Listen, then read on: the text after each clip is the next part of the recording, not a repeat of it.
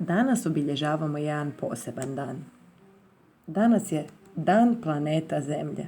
Obilježavamo ga svake godine 22.4. odnosno 22. travnja.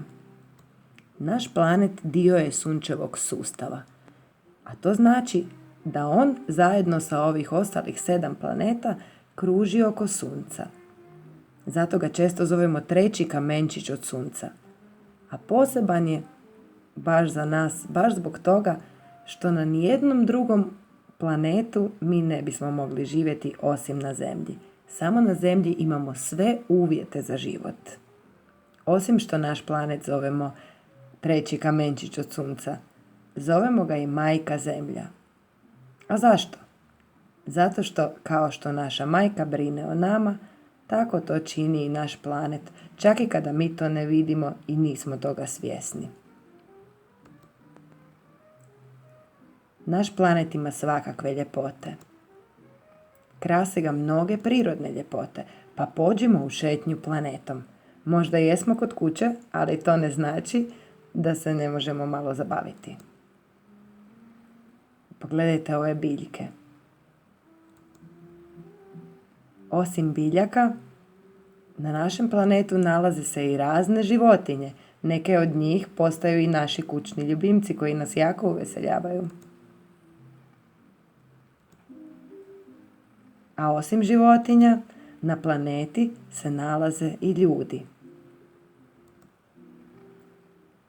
Pođimo sada zajedno u jednu šetnju lijepim prirodnim ljepotama.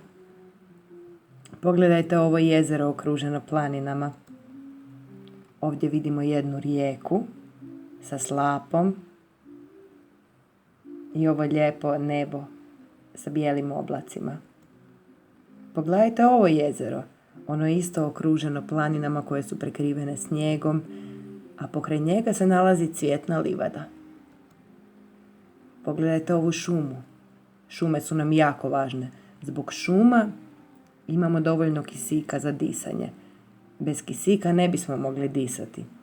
Znači, bez šuma ne bismo mogli disati. Pogledajte ovo ovdje čudo prirode. Ovu planinu je priroda jako neobično oblikovala u ovim šarenim bojama. Ovdje vidimo polarnu svjetlost. Ona se može vidjeti oko južnog i sjevernog pola.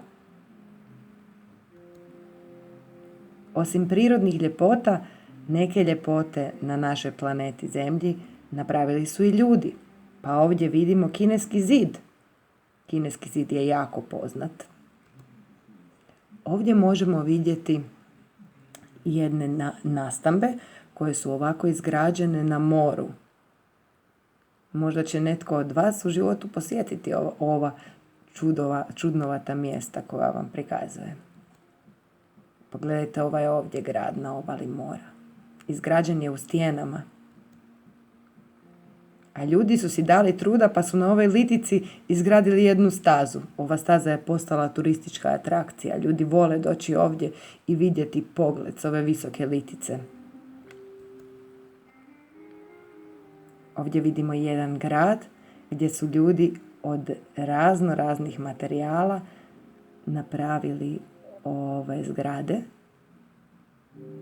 i ovim čudesnim osvjetljenjem ih ovako lijepo ukrasili. A pogledajte ovdje. Ovo je jedna prirodna ljepota koja se nama nalazi jako blizu. Sada smo malo obišli svijet, a ovo se nalazi u našoj državi, u Republici Hrvatskoj. Ovdje vidimo jedan nacionalni park, Plitvička jezera. Ovo je još jedan nacionalni park, Kornati. Ovo su otoci okruženi morem. A pogledajte ovdje. Ovdje se nalazi jedan grad koji se nalazi na Jadranskoj obali. To je grad Dubrovnik. Vidimo stari grad i vidimo jednu lijepu plažu. Ovo nam je već malo bliže. Ovo je glavni grad Hrvatske koji se zove Zagreb. I dolazimo sve bliže nama, pa ćete ovaj grad možda prepoznati. Snimljen ovako iz zraka. Pogledajte ovu crkvu. Je li vam poznata? Bravo za sve koji su pogodili. Ovaj grad zove se Samobor. Grad u kojem mi živimo. A u Samoboru se također nalazi i naša škola. Ovo je jedna fotografija slikana ispred naše škole. Draga djeco, unatoč tim svim ljepotama koje zemlja posjeduje, moram vam reći da se ona malo rastužila. A o tome nam je napisala Josipa Franjić Radulović. Pročitat ću vam par njezinih kitica. Ovdje svuda oko nas, gdje sivilo vlada, izrasla je gusta šuma od nebodera i zgrada. Planet treba čuvati, svi koliko god mogu, kako ga ne bi gušili u smeću, dimu i smogu. Grade se brda od smeća, oblaci od crnog dima i svakog dana sve manje čistog zraka ima. Pa pogledajte, djeco, sada smo vidjeli one sve prekrasne fotografije našeg planeta, a naša Josipa Franjić Radulović priča tu o nekakvim katastrofama. A pogledajte samo ovu sliku. Što se to sve nalazi na glavi ove naše zemlje? Naša zemlja se rastužila zato što je, nažalost, neki ljudi jako zagađuju. A na koji način je zagađuju, pogledajmo sada malo. U velikim gradovima ljudi se voze autima. Auti ispuštaju jako puno ispušnih plinova, isto kao i tvornice. I nažalost, na taj način nastaje smog. Smog je zagađeni zrak iznad gradova, a zbog smoga se teško diše. Smog zagađuje atmosferu. A i u ovako velikim gradovima nema baš puno drveća koje bi proizveli kisik. Sada, dragi moji ljudi, možda bi bilo bolje da na posao neki od vas idu biciklima. Osim toga, neki ljudi nisu naučili da smeće treba bacati u kantu za smeće, pa smeće ostavljaju ovako u prirodi. To smeće, nažalost, završi u potocima. A kao što već znamo, potoci se ulijevaju u rijeke, a rijeke se ulijevaju u mora. I što se događa?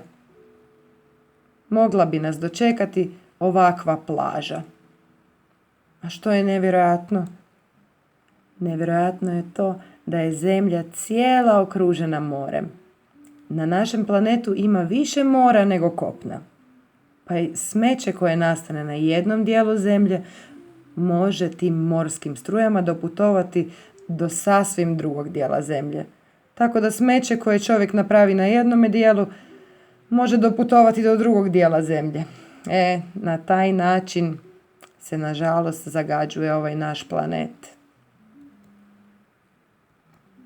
A što možemo učiniti da bi naša zemlja bila zdravija?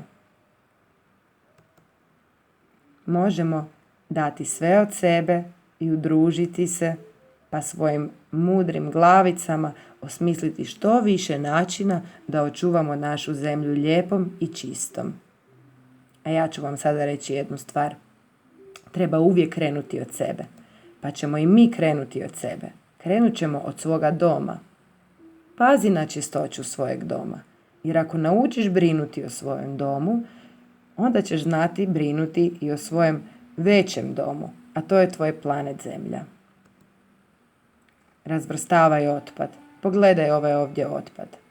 Ovdje ima puno toga što bi se još moglo iskoristiti, pa ga prvo trebamo razvrstati na metal, papir, plastiku, biootpad, a kasnije odložiti u ove spremnike za otpad.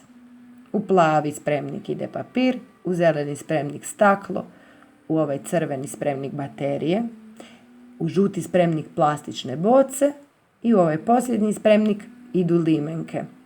Još postoji i spremnik za tekstil. Njega ste sigurno vidjeli. O tome ćemo pričati još malo kasnije.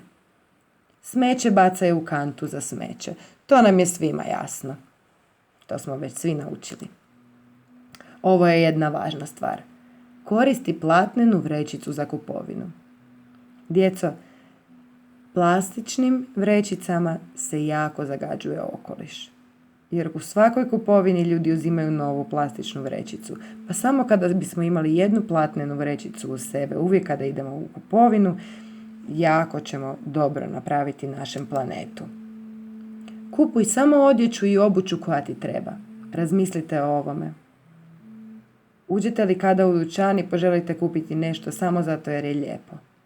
Nažalost, to jako zagađuje okoliš, jer nastaje jako puno smeća nastaloga starom odjećom, koja zapravo nije stara, nego je samo ljudima dosadila. Pa sljedeći puta kada uđete u dućan, razmislite treba li vam stvarno ta odjeća koju ste planirali kupiti ili još malo možete nositi nešto od stare odjeće koju imate. Dok nije poderano, dok nije staro, dok nije uništeno, može se nositi ili barem pokloniti nekome. Pridruži se akciji čišćenja. Ovdje možete vidjeti ovaj sav otpad koji su ljudi izvadili iz mora. Mi ćemo isto imati akcije čišćenja u našoj školi. Pa ćemo moći na našoj maloj razini lijepo očistiti naš okoliš. Rekli smo, uvijek kreni od sebe, svojih prijatelja, svoje škole. Evo jedan lagani zadatak. Zasadi biljku. Zašto ne? Biljke stvaraju kisik i potrebne su nam. Jedan važan savjet, u prirodi ostavljaj samo tragove svojih stopa. I sjetite se, čuvajmo prirodu, jer priroda čuva nas. Za vas, djeco, imam jedan zadatak. Osmislite kako bismo mogli malo razveseliti našu zemlju koja se rastužila. Neke stvari koje smo vidjeli u ovoj prezentaciji mogu vam malo pomoći. Doviđenja.